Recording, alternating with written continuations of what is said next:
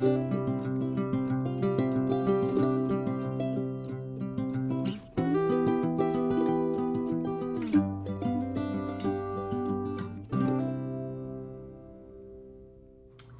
guys, and welcome back to the 30-Day Poetry Challenge. It is day 11. We took a little break yesterday owing to the fact that I had to spend a little time in Homage. I'm fine now, but that means today I would like to look at poetry about the body. It is a very, very powerful way, I think, as a writer, that I can connect to my body, or to individual parts of my body, because we really do have a relationship with each of the parts of our body. We love some things, we hate some things, but whether we love it or we hate it, we have to come to terms with it. And there was, when I was doing goddess work, there was a really, really great sentiment. It was, the goddess gives us something to work with. Meaning, if we were perfect, if there was nothing that we had to do to improve our bodies, how in the world would we ever learn to love something unconditionally despite its flaws? And this is how we learn compassion. This is how we learn to love someone no matter their faults. It teaches us a lot of things. It teaches us how to take care of ourselves. It teaches us, I often use poetry to my body as a way of communicating forgiveness or appreciation, or just as a form of celebration. It's a really interesting way to process things that have gone on in your body, and this is very it's very healing. I mean, so much writing is healing, but when you engage in that creative act and you have a space finally to talk about those small relationships with the individual parts of your body, or your relationship with you or your life or anything, you are processing, you are working through the mental and emotional and physical things that come up. And that's why I designed a workshop called Narrative Healing, Writing for Your Healing Journey. And at some point I would like to do a narrative healing just on poetry alone, and this is kind of a foray into that, because it's specifically using poetry to help you understand how you feel about yourself, how you feel about your body, whether there is admiration for the things that you can do, whether there's illness that you're dealing with, whether it's dissatisfaction. It can all come up when you write, and can help you work through whatever that mental, emotional, or physical issue is. So I'm going to give you some examples as opposed to, spouting theory. So I have a poem that I've just discovered, a poet that I've just discovered. Her name is Lucille Clifton. She is a woman of color and a very, very powerful poet, and I can't wait to read more and more about her. She sadly passed away now, but when she wrote, So this, what I'm going to read to you, is Homage to My Hips. And it feels good just to read this stuff. It's very empowering, I'll let her do the talking. These hips are big hips. They need space to move around in. They don't fit into pretty places. These hips are free. They don't like to be held back.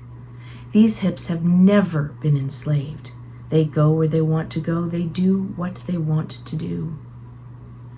These hips are mighty hips. These hips are magic hips. and I have known them to put a spell on a man and spin him like a top. That is one good relationship she has with her hips. Just makes me want to kind of do this. Woo! Thank you, Lucille. To end, I need to give you, I'm still doing this, I need to give you an assignment. So if you haven't already guessed, pick a part of your body. Pick your whole body. Pick a part of your body that you are glad of and that you have a great relationship with. Pick a part of your body that maybe you have some things to work out with. And I want you to start a dialogue. So if it helps, first make a list of all the parts of your body that you might want to write about, and then see which one jumps out at you. And then give yourself 5-10 minutes just to sketch some things down, see where it goes. There's no time limit on any of these things, because sometimes a poem takes a while. So yeah, just start with one body part. And if you want to continue, if you want to do every single organ and body part, go for it. But start with one. So to finish up, I'm going to read you one of mine to give you another example. And this is more of a forgiveness letter to a part of my body. Interestingly enough, many years ago, I guess it is now, I had a whole bunch of poetry, and I printed it into, I made it into a book written in my body for my friends and my family. So there's a lot of body poetry in here, and the one that I would like to read to you is called White Flag. I am sorry to have caused you any distress. I would not even blame you if you were angry for the things I put you through.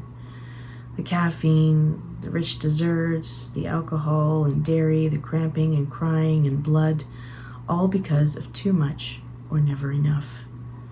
It was a matter of I really shouldn't, but I am going to anyway.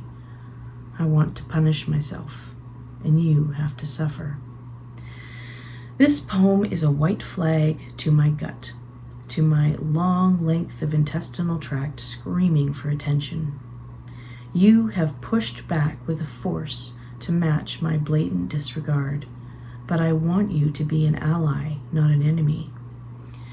Henceforth, dear gut, I will endeavor not to use you as a convenient hiding spot for things I do not wish to see. I will try to get more sleep so I will not worry so much when you wake me up at night. And when I overwork you, I will cradle you with warm energy, massaging hands, fennel, chamomile, and satisfying thoughts. I will sing tasty songs, write delicious poetry, and rock you to sleep until you forget that we were ever at war in the first place. So that was something that kind of helped me work through the issues with a certain part of my body. And issues with your body are going to come up over and over and over and over. And you can always return to the poems that are good reminders once they're down in black and white. So yeah, whether you need to forgive a part of your body or be forgiven by a part of your body, whether you want to say thank you to a part of your body, just pick one, and even if it's just for fun, even if it's, I want to write a letter to my fingers, I want to write a letter to my toes, to my left ear, whatever it is, just do what you need to do with it, and we'll see you tomorrow for day 12. Bye. Thank you for joining us on this wonderful journey into poetry.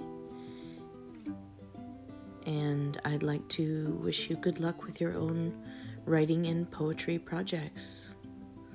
Please subscribe so you don't miss a day. And thank you so much.